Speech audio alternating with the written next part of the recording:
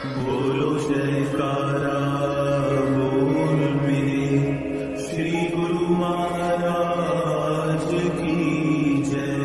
श्री सद्गुरुदेव भगवान की जय। गुरुमुखो, भक्ति के कई अंग हैं, जिनमें से मुख्य अंग है सेवा। कहते हैं कि गुरु की सेवा गुरु भक्ति है। कोई विरला ही जान सकता है और कहते हैं कि गुरु की सेवा ही गुरु भक्ति है, और यह कोई विरला ही जानता है। जिन्होंने स्वयं गुरु घर की सेवा करके लाभ उठाया है, उन गुरुमुखों की अनुभवी वाणियाँ इस सत्य की पुष्टि करती है। सेवा से मनुष्य का अंतःकरण शुद्ध होता है, और उस निर्मल अंतःकरण में ही ज्ञान का प्रकाश होता है। वक्त के संत सद्गुरु समय समय पर कोई न कोई ऐसी रचना रचा देते हैं जिससे सेवकों को सेवा की अनमोल संपदा प्राप्त होती रहती है और उनका जग में आने का प्रयोजन सफल हो जाता है। इसलिए सेवक को सदैव सेवा ही की मांग करनी चाहिए। बाकी चीज़ें तो सेवक के पीछे स्वतः ही चली आती हैं। यहाँ तक कि तीनों लोकों के स्वामी सद्गुरु भी सेवा से रीझकर अपने सेवकों के वश में हो जाते हैं। गुरुवाणी में कहा गया है, सेवा करत होई निहकामी, तिस कौ होत परापति स्वामी। निष्काम सेवा करता हुआ सेवक एक दिन अपने स्वामी से जा मिलता है। जिसे मालिक मिल जाए फिर उसे किस बात की कमी। जैसे जड़ को पानी देने से पत्ते अपने आप हरे हो जाते हैं, वैसे ही सेवा करने से सब फल सहज में ही प्राप्त हो जाते हैं। गुरुवाणी में वर्णन आया है, चारि पदार्थ जे को मांगे, साथ जना की सेवा लागे। संतों की सेवा करने से 4 पदार्थ मिलते हैं, जिनमें लोक परलोक के सभी सुख आ जाते हैं। जिस सेवा से भक्ति की प्राप्ति हो, उस सेवा की तो गुरुमुख को सदैव मांग करनी चाहिए। सतगुरु सेवहि ता सुखु पावहि, नाही ते जागा जन्म गवाही। सद्गुरु की सेवा कमाने से ही सच्चे आनंद की प्राप्ति होती है, नहीं तो जन्म अखारत चला जाता है। जो गुरु की सेवा किए बिना भक्ति की मांग करता है, वह तो केवल पानी का मंथन करता है, जिससे कोई लाभ प्राप्त नहीं होता, अपितु समय ही नष्ट होता है। सेवक को सेवा की दात को सतगुरु की विशेष अनुकंपा व उनका दिव्य प्रसाद समझना चाहिए। श्री गुरु नानक देव जी ने भाई लाणा जी के सिर के ऊपर गीले घास का गट्ठा रखवा दिया। गुरु साहिब जी की धर्मपत्नी ने कहा, यह आपने क्या किया? उसके बहुमूल्य रेशमी कपड़ों को कीचड़ से लथपथ कर दिया। तो गुरु साहिब जी ने कहा कि हमने तो इस पर वह रंग डाला जो जन्म जन्मांतर तक भी नहीं उतरेगा। ये कीचड़ की छींटे नहीं, अपितु केसर के छींटे हैं, जिसका भेद समय आने पर पता चलेगा। संतों की मौज को आम जीव भला कैसे समझ सकता है? श्री गुरु अमरदास जी नियम से रात के आखिरी पहर में, जबकि अंधेरा ही रहता है, श्री गुरु अंगद देव जी के स्नान के लिए नदी से गागर में जल भरकर लाया करते थे। एक दिन पांव फिसल जाने के कारण वे गागर सहित गड्ढे में जा गिरे। आवाज़ सुन वहाँ समीप ही रह रही जो है जुलाहिन के मुख से अनायास ही निकल पड़ा कि यह कोई और नहीं, अमरू निथावा ही होगा। लेकिन गुरु साहिब जी के ने फरमाया कि यह अमरू निथावा नहीं, यह तो बेसहारों का सहारा है, बेसहारों का आश्रय है और सृष्टि को का मालिक है। इनकी निष्काम सेवा से प्रसन्न हो गुरु साहिब जी ने उन्हें अनेक वरदान दे डाले। इसलिए सेवा की अनमोल संपदा तो सद्गुरु उन्हें प्रदान करते हैं जिन पर उनकी कृपा उतरती है।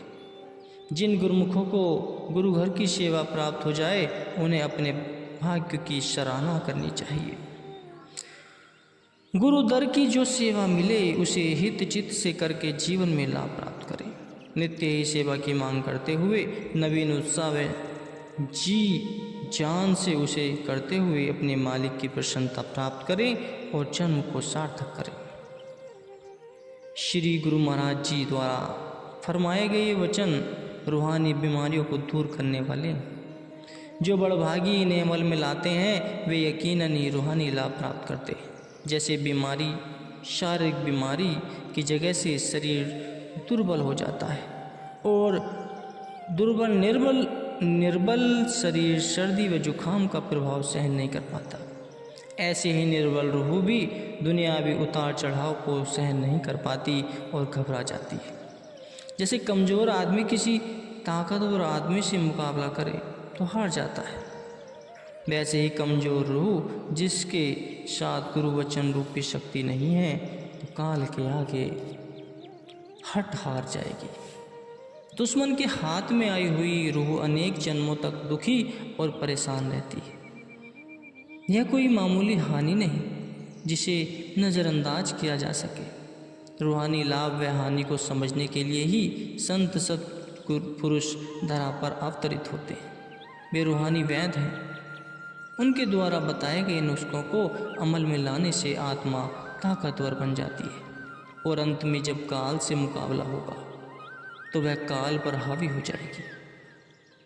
काल उसका कुछ नहीं बिगाड़ पाएगा और वह हमेशा के लिए आज़ाद होकर आनंद स्वरूप बन जाएगी। जैसे शरीर के लिए खाना पीना अनिवार्य है, ऐसे ही आत्मा के लिए भजन करना अति आवश्यक है। जो आत्मा सतगुरु के शब्द में लीन हो जाती है वह दुनिया के झमेले में नहीं फंसती। सत्पुरुष कहते हैं कि केवल उस व्यक्ति की बात पर ही विश्वास करो जिसकी सुरती सच से जुड़ी हुई हो, जिसकी सुरती सत्य का अनुसरण करती हो, उसमें स्वार्थ व खुदगर्जी की खोट मिल जाती है तो मैले अंतःकरण से गुजरने के कारण वह पाक साफ नहीं रहती। जैसे हवा अगर गंदगी के ढेर से गुजर कर आएगी तो दुर्गंध स्वतः ही अपने साथ ले जाएगी, वैसे ही अशुद्धकरण वाली हर भावना भी अशुद्ध व मैली हो जाती है। जैसे हमेशा गंदी हवा का सेवन करने से स्वास्थ्य बिगड़ जाता है और कई बीमारियां लग जाती हैं, वैसे ही मैल व अहंता से भरी हुई बातों पर विश्वास करके उन्हें चित्त में रखने से रूहानी बीमारियां लग जाती। उच्च कोटि के संत सत्पुरुष की निर्मल व शुद्ध वाणी का मनन करने से ही रूहानियत में लाभ मिलता है। कभी भी अपने मन की बातों पर विश्वास न करो। प्रत्येक तथ्य को संतों के वचन रूपी कसौटी पर परखो। कुदरत का यह नियम है कि जो चीज़ हृदय में प्रवेश कर जाती है वह अपना प्रभाव अवश्य दिखाती है। इस कारण सदैव सतर्क रहो। प्रपंच में मिथ्यावाद विवाद से दूर रहो। किसी की निंदा न करो और न ही किसी की निंदा सुनो। सदैव दूसरों की अच्छाइयों पर नज़र डालो, बुराइयों पर नहीं। अपने अंदर सद्गुण भरने का प्रयास करो। सतगुरु के आगे सदैव प्रार्थना करो कि वे ऐसी शक्ति प्रदान करें जिससे दिल में केवल उन भावनाओं को ही स्थान दिया जाए जो उन्हें भाती हो। अगर मन को नियंत्रण में नहीं किया गया तो यह इंद्रियों पर भी अपना को प्रभाव डालेगा। इंद्रियां वश के बाहर हो जाएंगी तो मन पर विजय पाना असंभव हो जाएगा। मन को श्री चरणों से जोड़ रखने के लिए सद्गुरु के नाम का आश्रय लेना अति आवश्यक है। गुरुमुखो,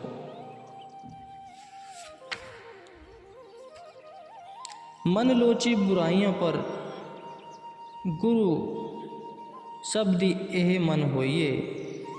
जब भी मन बुराई की तरफ जाए तो उसे शब्द के अंकुश द्वारा नियंत्रण में रखने का प्रयास करें। जिनके पास शब्द रूपी हथियार नहीं, उन पर मन व इंद्रियों की सेवा अपना भरपूर वार कर उन्हें माया की तरफ धकेल कर भक्ति से वंचित कर देती है। फिर चाहे राजा हो या महाराजा, कोई भी उसके चुंगल से छूट नहीं सकता। तो गुरुमुखो, गुरु के बताए हुए शतमार्ग पर चलो, उनके बताए हुए नाम का अभ्यास करो, तभी उस परमात्मा को प्राप्त कर पाओगे। तभी इस मनुष्य जीवन का कल्याण हो पाएगा। सभी गुरुमुखों को मेरी तरफ से जय सच्चिदानंद जी।